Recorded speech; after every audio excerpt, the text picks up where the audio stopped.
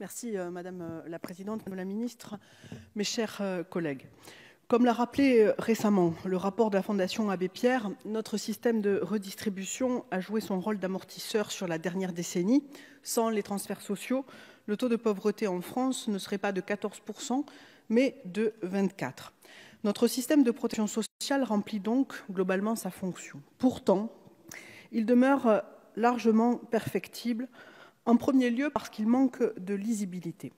Il doit donc être renforcé et non affaibli, notamment pour combler certains angles morts. Je pense notamment au taux de non-recours. À la suite du mouvement des Gilets jaunes, des mesures d'urgence ont été prises fin 2018, mais la crise est malheureusement bien plus profonde.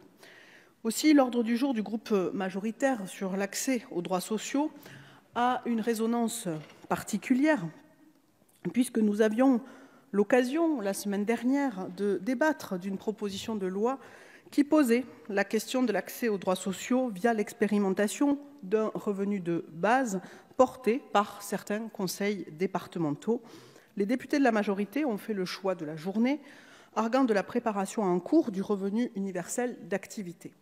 Pourtant, les contours de ce revenu universel d'activité demeurent flous et notre débat permettra, je l'espère, Madame la Ministre, d'en savoir plus.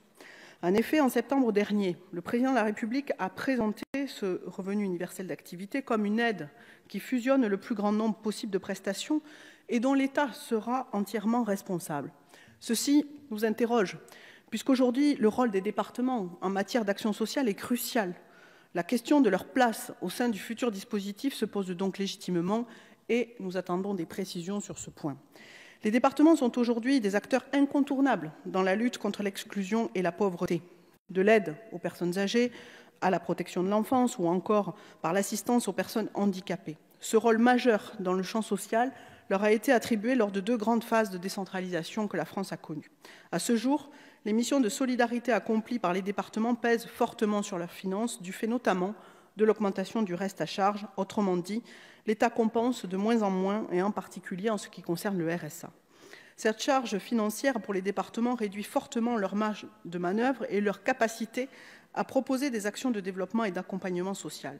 Ils deviennent de simples organisations de gestion, et ce d'autant plus qu'il existe des écarts considérables entre départements dans la mise en œuvre des politiques sociales et des diverses allocations.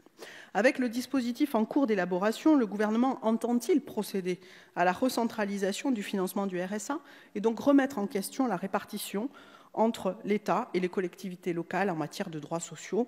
De manière plus générale, nous attendons des éclaircissements sur l'ensemble du dispositif attendu.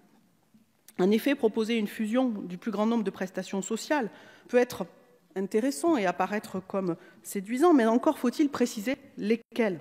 Ces aides sont versées par différents organismes, comme nous venons de le voir. L'unification des aides sociales suppose donc aussi d'harmoniser ces conditions et de créer un guichet unique pour centraliser les demandes et s'assurer ensuite des versements. Encore une fois, cette recentralisation pose la question de la répartition des compétences et appelle à préciser les contours de l'action des départements et des autres collectivités territoriales en matière de lutte contre la pauvreté et contre l'exclusion sociale. Je pense aussi à la conditionnalité qui soumet le versement à l'inscription dans un parcours d'insertion qui empêche de refuser plus de 2 offres raisonnables d'emploi ou d'activité. Quelles en seront les modalités? Nous sommes tous conscients des faiblesses de notre modèle actuel de protection sociale qui viennent limiter l'accès aux droits d'une partie de nos concitoyens. À ces fractures sociales s'ajoutent des fractures territoriales.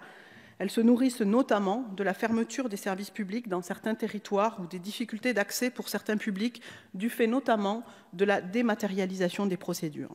Il devient donc urgent d'agir et c'est la raison pour laquelle notre groupe, Madame la Ministre, souhaite connaître votre feuille de route en matière d'accès aux droits sociaux. Merci.